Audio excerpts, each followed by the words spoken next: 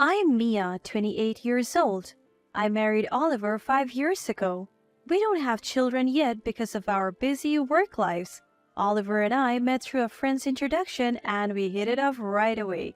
Half a year later, we got married. Oliver works as a salaryman for a local company. The company isn't very large, so Oliver's salary is moderate. As for our home, my father-in-law spontaneously bought us a luxurious high-rise apartment when we got married. Unfortunately, he passed away suddenly from a heart attack, and Oliver suggested to his mother, my mother-in-law, that she should move in with us. One day, Oliver came home from work to find mother-in-law at our place. He exclaimed joyfully, "Living with Mom? Yes, here's my paycheck." It was payday at Oliver's company, so he happily handed the pay stub to mother-in-law. Mother-in-law accepted the pay stub with polite gratitude. Eventually, mother-in-law moved into the high-rise apartment and Oliver's days seemed to become filled with joy as they started living together.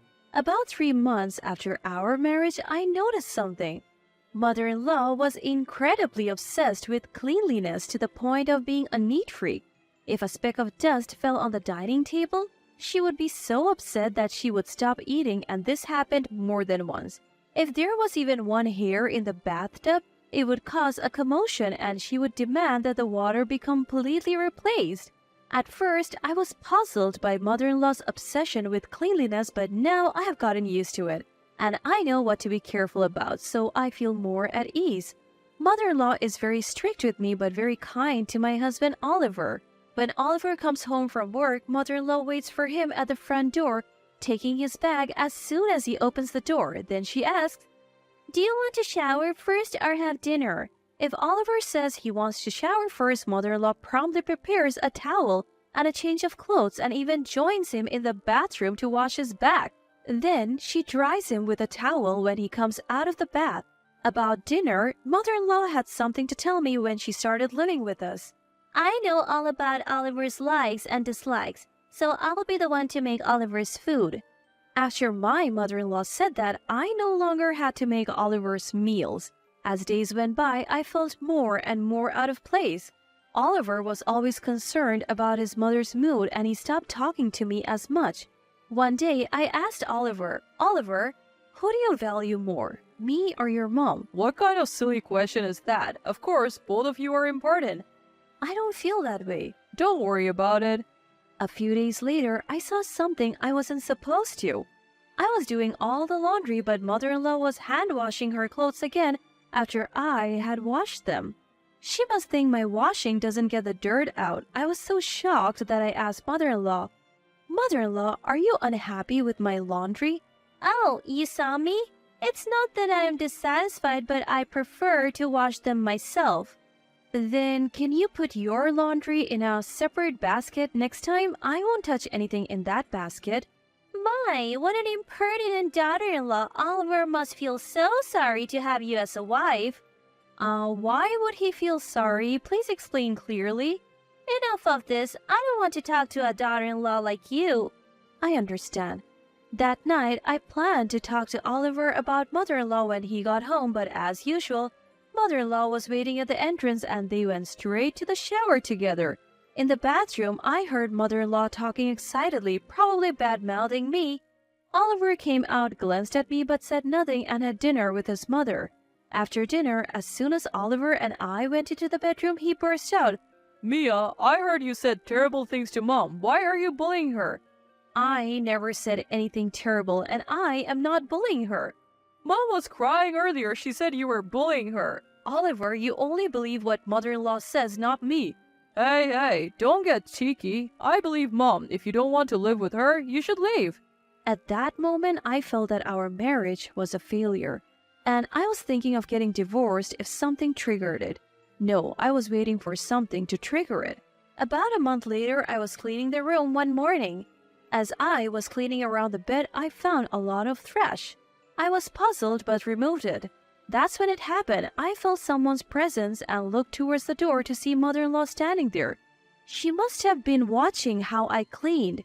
Sure enough, mother-in-law started, "Your cleaning just makes the room dirtier, and you seem to ignore what's under the bed. I hadn't really paid attention to what was under the bed, so when I looked, there was a mess of trash. The sort that we wouldn't normally use. I picked up one of the trash and showed it to mother-in-law, asking, "Mother-in-law, what is this trash? We don't have this kind of trash in our house." Mother-in-law responded with an angry face, "What's with that tone? It's like you're accusing me of bringing that trash in from outside and throwing it under the bed." I was, indeed, thinking that it was exactly like that, but without evidence, I couldn't say it out loud. "I'm not accusing you, I'm just saying that I found trash that I haven't seen before." "You are always so defiant.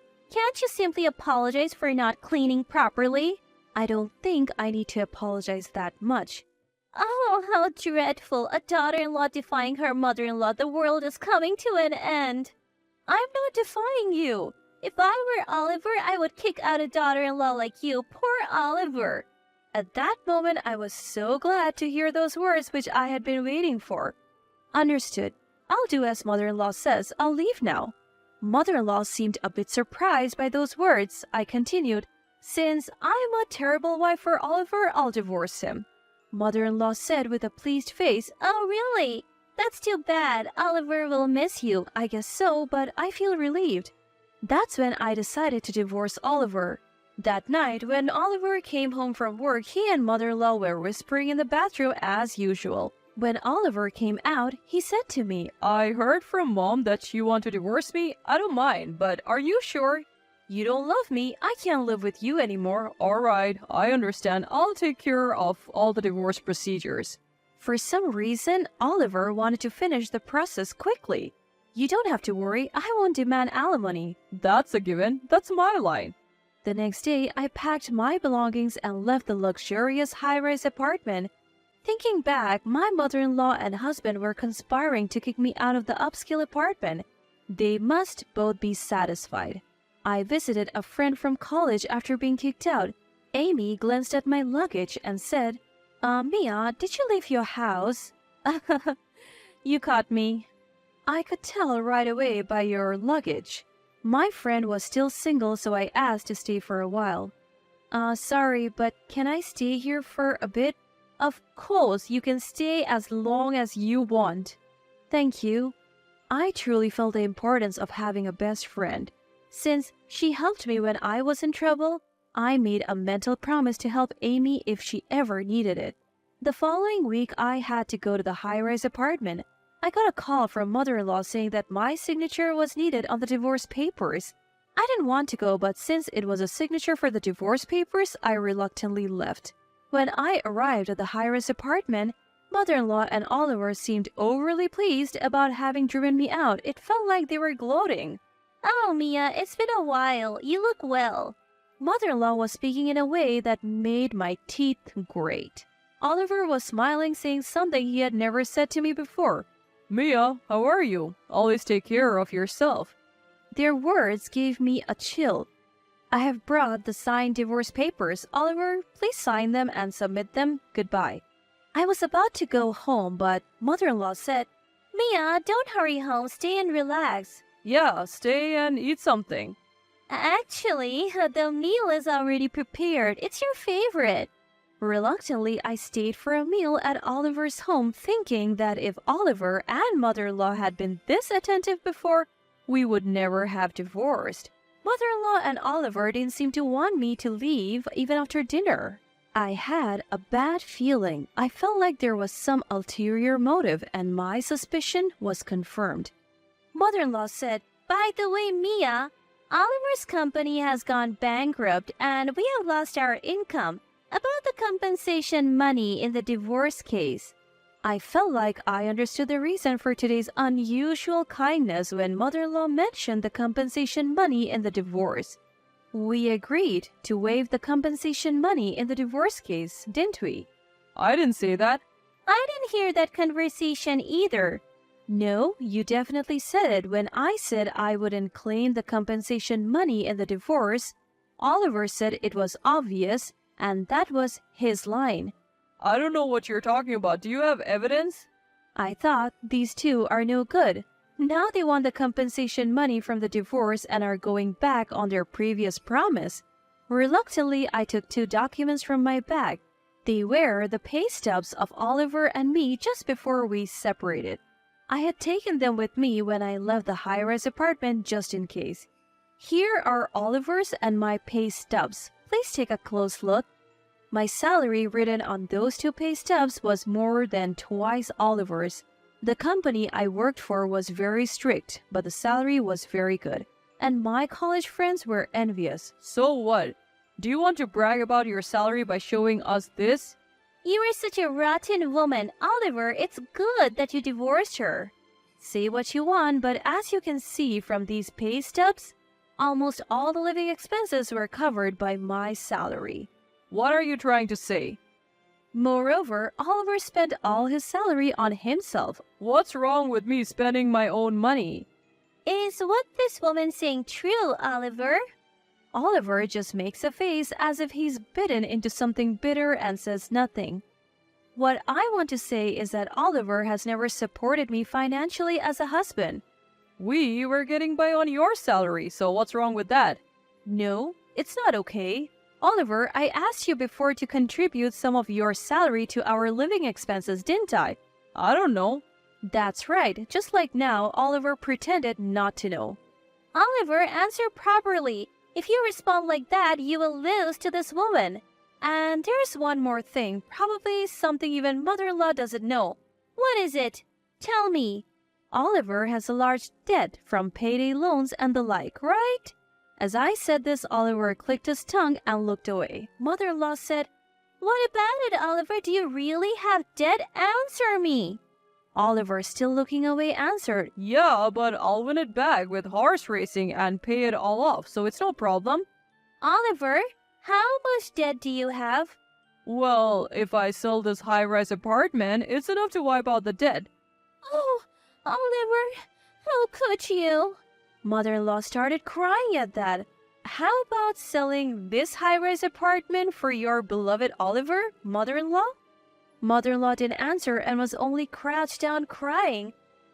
I have no intention of paying compensation in a divorce trial to someone who hasn't cooperated with me in our married life. My debt and compensation in the divorce trial are different matters. No, they're not separate matters. If Oliver and mother-in-law are unhappy, please take it to court. I don't intend to lose. Then mother-in-law said to me, Mia, please help Oliver, I beg you. And mother-in-law deeply apologized to me. Mother-in-law, please lift your face. Don't do that in front of me. It's unseemly. You're really a cold woman. Do you enjoy bullying an old person? I am not bullying mother-in-law. I'm just telling the truth. Just leave. Don't ever come back here again. I said to Oliver with a faint smile, Even without being told, I have no intention of coming back here again. Besides, I might have to sell this high-rise apartment to pay off the debt. Shut up. Just leave. Oliver said excitedly, and I went home as if fleeing. After about 2 months had passed, Oliver's high-rise apartment was put up for sale as expected, and it seemed a buyer had been found. Mother-in-law and Oliver moved to an apartment near the high-rise building. Mother-in-law worked as a cleaner at a nearby hotel, and Oliver found a job at a nearby transport company, working hard every day. I found out thanks to my friend who checked for me. Now, I'm working hard, of course, but I have found another passion. I met a wonderful man at a coffee shop after work. He is very kind and always listens to my opinions fully. But this time, I'm not planning to get married easily. Having failed in marriage with Oliver, I'm thinking about carefully assessing my partner before marrying again. That said, we have been seeing each other almost every day recently. Meeting with him daily feels like it's recharging my energy for work. Today, since both of us have a day off from work, we are planning to visit the model room of a high-rise apartment. I want to live in a high-rise apartment overlooking the sea with him, sipping coffee on the living room sofa while gazing at the ocean. He says he wants to see the sunrise every day, and someday I think I would like to have a baby with him.